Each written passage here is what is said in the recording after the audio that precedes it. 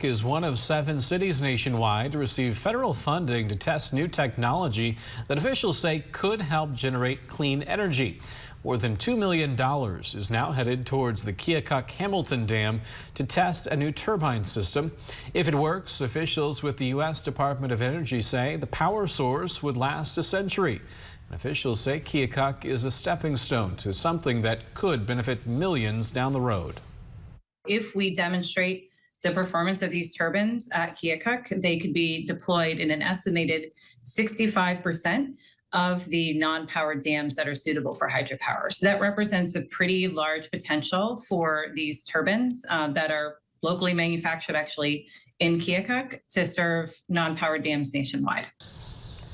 Keokuk will receive funding over the next 3 years. The dam first began producing power more than 100 years ago.